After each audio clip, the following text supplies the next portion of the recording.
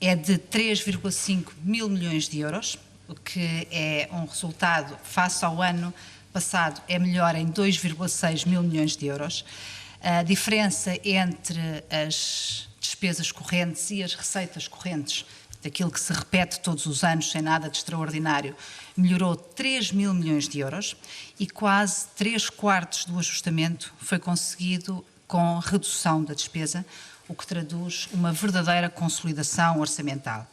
A redução da despesa total acabou por ser o dobro daquilo que tinha sido estabelecido como objetivo no orçamento para 2015. A receita do IRC, apesar da descida da taxa, ficou acima do orçamentado, e há um outro elemento também fundamental a destacar, que é entre o final de 2011 e o final de 2015, reduziram-se em 3,8 mil milhões de euros os pagamentos em atraso por parte do Estado, o que seguramente foi também uma ótima notícia para as empresas nacionais e ajudou à recuperação económica que já se começou a fazer sentir há algum tempo.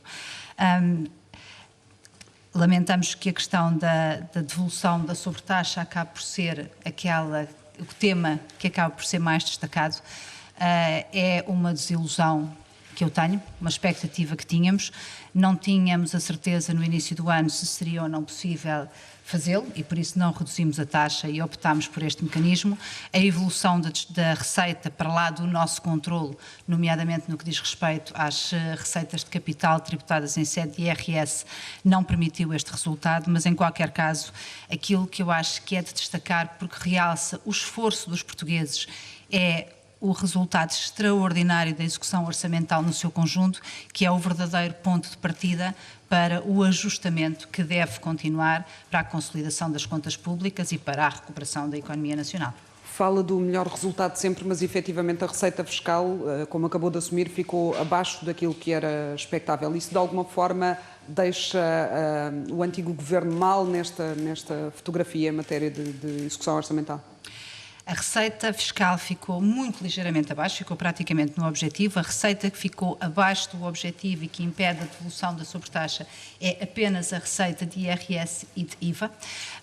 Mas aquilo que, como digo, quando nós olhamos para um ajustamento que foi conseguido, quase 3/4 do lado da despesa, isso é que é efetivamente de evidenciar, ou seja, conseguirmos que haja uma redução de despesa que se verifica na generalidade dos setores, mas é particularmente notada naquilo que é o subsetor Estado, portanto o centro da administração pública, porque isso é um ajustamento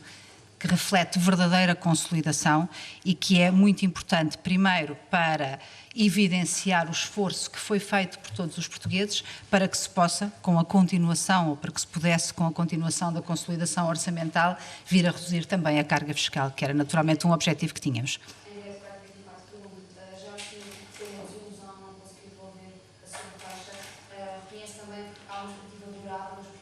Ainda sobre a devolução da sobretaxa? Em relação à devolução da sobretaxa, como digo, é uma desilusão que temos, é uma desilusão pessoal que tenho, quer enquanto responsável pela pasta das finanças, quer enquanto contribuinte. Eu própria também gostaria muito de poder receber devolução da sobretaxa, mas como disse, se nós no início do ano tivéssemos a certeza de que era possível alcançar os objetivos com uma redução da sobretaxa, íamos reduzir diretamente. Tivemos a expectativa, e eu tinha claramente essa expectativa de que fosse possível fazê-lo no final do ano. A evolução que tem a ver exclusivamente com a receita de capital, a redução dos juros pagos, dos dividendos, que são também rendimentos tributados em sede de IRS, acabou por frustrar essa expectativa, mas como digo, é uma pena por essa razão, se por essa razão as pessoas não tiverem consciência do resultado extraordinário que se conseguiu e que é efetivamente muito importante para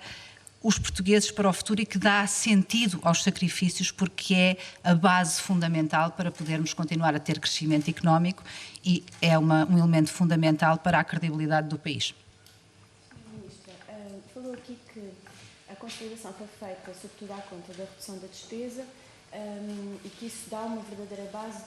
de consolidação orçamental para os anos que se seguem. Mas a redução da despesa mais significativa não terá sido uma redução de despesa à conta de cortes salariais que sempre foram considerados cortes extraordinários e, portanto, na nossa forma... Uma pergunta agora, então, sobre os cortes extraordinários. O resultado do ciclo económico, da melhoria do ciclo económico, fez com que fossem pagos menos subsídios de desemprego e com isso as contas melhorassem. Certo, mas a melhoria do ciclo económico não pode ser desligada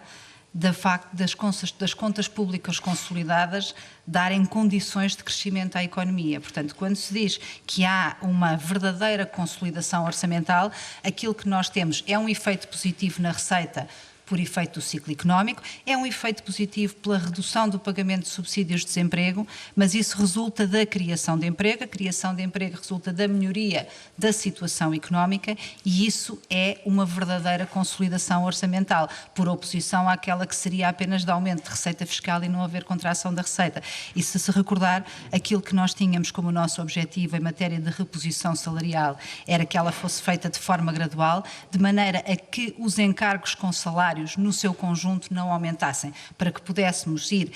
fazendo um ajustamento, uma evolução entre aquilo que é o número de trabalhadores do setor público e a reposição salarial, de forma a que os encargos não aumentassem e, portanto, isso traduzir-se-ia de facto numa redução de despesa consistente, permanente e, mais uma vez, realce também a redução dos pagamentos em atraso, que foi um esforço orçamental feito ao longo destes anos. A redução de 3,8 mil milhões de euros de pagamentos em atraso é o resultado de um esforço feito ao longo de 4 anos, refletido nas execuções orçamentais e que também potenciou a melhoria do ciclo, porque o ciclo não melhora independentemente daquilo que nós fazemos, como sabemos.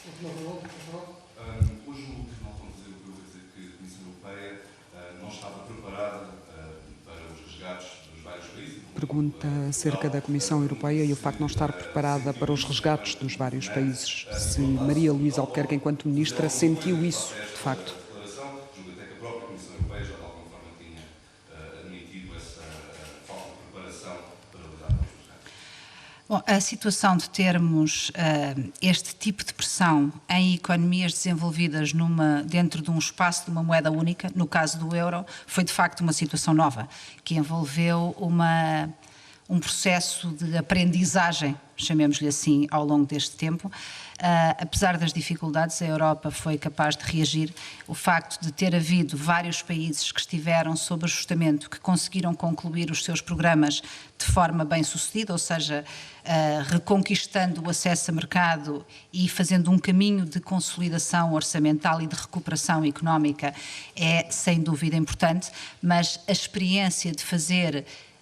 programas de ajustamento em economias desenvolvidas dentro de uma moeda única era de facto uma experiência que não existia. Isso é uma constatação de facto, sem outro tipo de considerações. Muito obrigada, Sr. Jornalista. Consolidação e